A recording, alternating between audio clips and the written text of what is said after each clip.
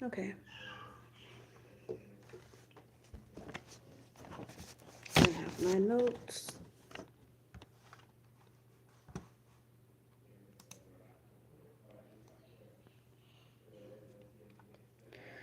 Okay, so the starting point to existence will and will always be nothing.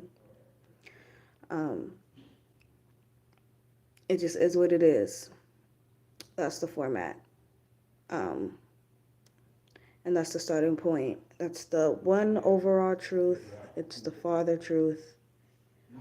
Um, it's the starting point to all things in existence. Nothing, okay? But not nothing in the way that you use it in a sentence. Nothing as in no thing. No shape, no form. Um, it's just a force. That's all there was. It was a void, a nothingness, and it became aware of its own emptiness, but it also became aware of its endless potential.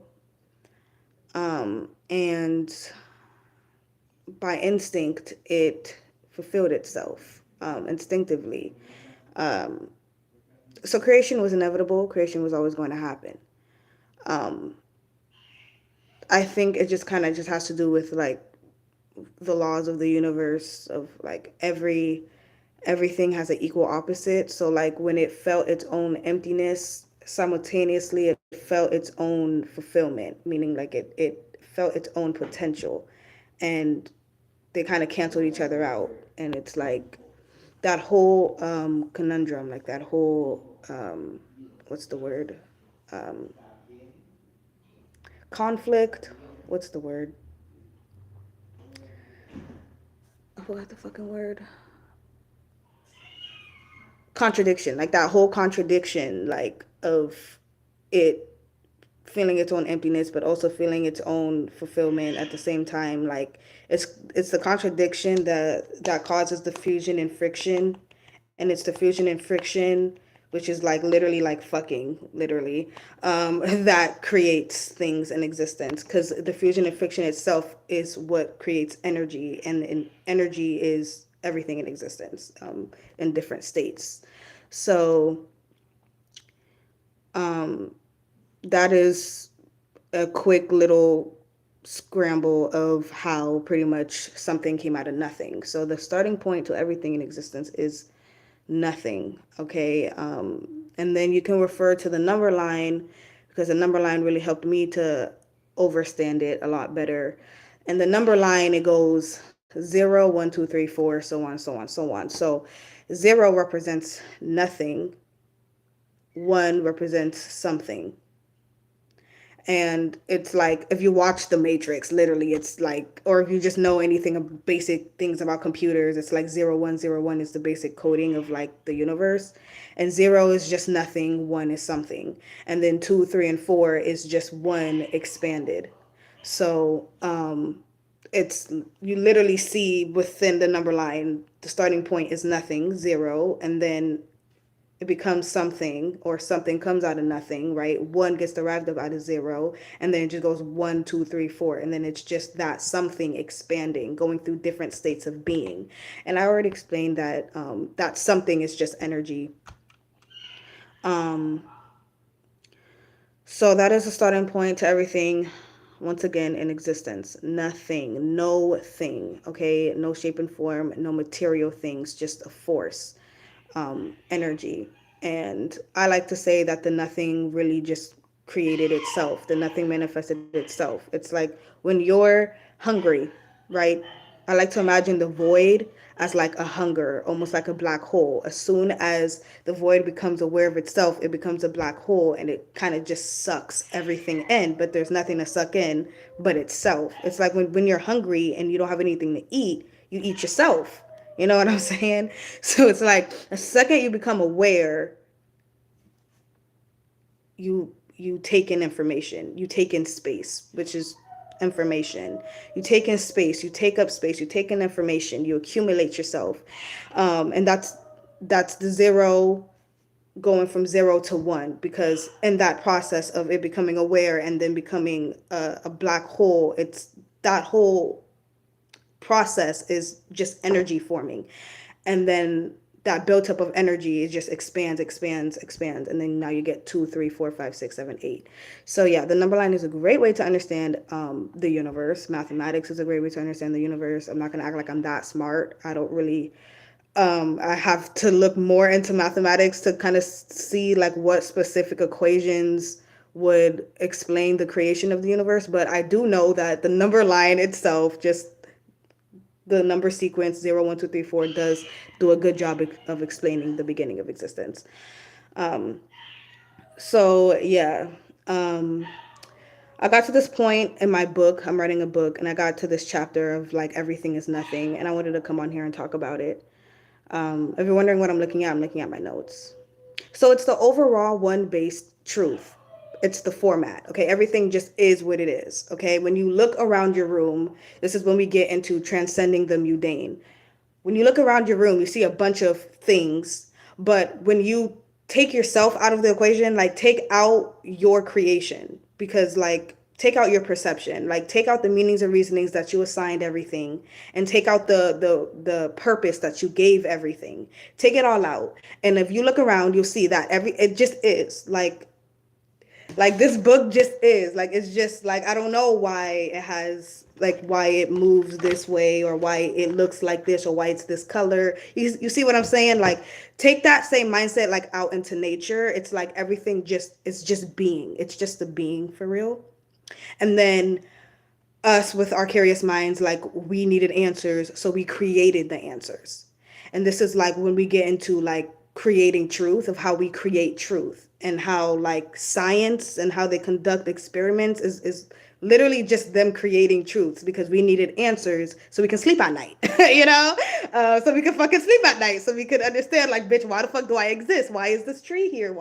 How does that happen? Why is there a giant fucking ball? Like we just needed to know what was happening. Okay, so we kind of like there is, since we created everything, um there is no one to tell us what happened, because we created everything. You get what I'm saying? So it's like we forgot. That's on us. We forgot. So now it's like a remembrance goes on, but it's not really a remembering. It's really just us just creating another lie that we're satisfied with, for us to go about our existence again. But we forgot.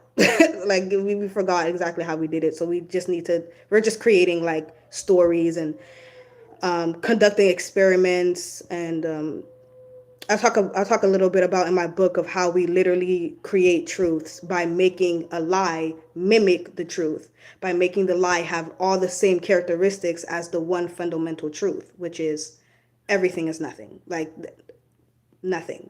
That's the starting point to existence, is like no thing. There is nothing. Everything is just an illusion, because in all reality there is nothing. Everything is nothing. You just assigned a meaning and reasoning to everything, but everything is, it just is what it is.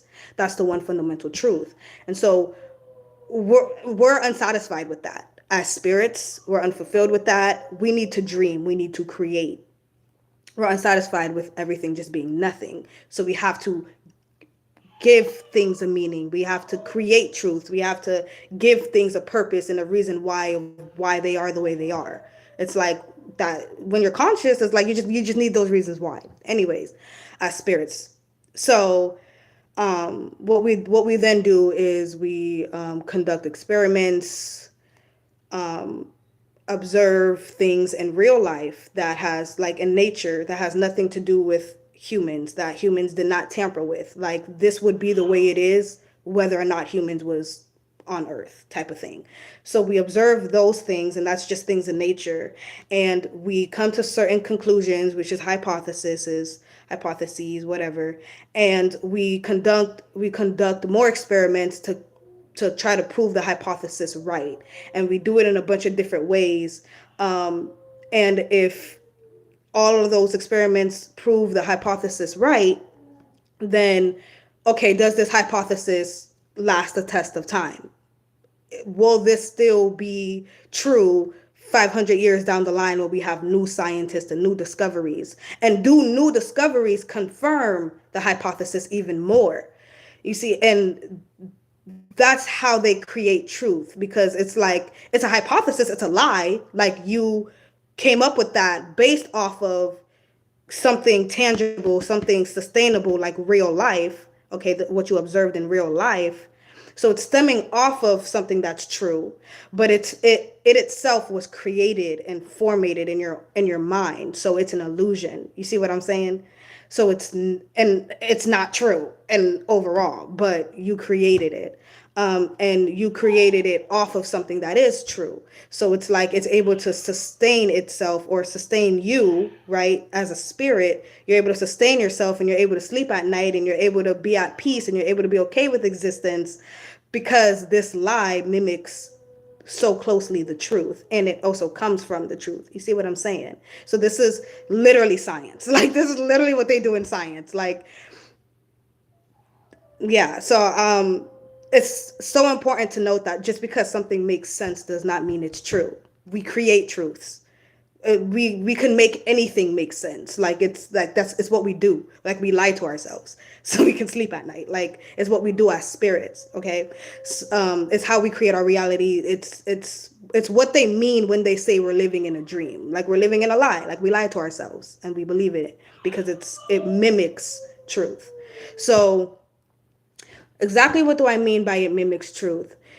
Is that it has all the characteristics, okay?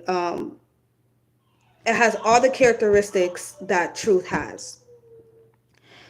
It's able to last the test of time. Just like anything that's true will always be true. So you create a lie that's able to last the test of time. That other scientists, their discoveries, it either just proves your lie to be true even more, or it doesn't even touch it. Like it doesn't unprove it. Okay, so you got to make sure the lie could last the test of time, and then you also got to make sure that the lie is tied to something in reality.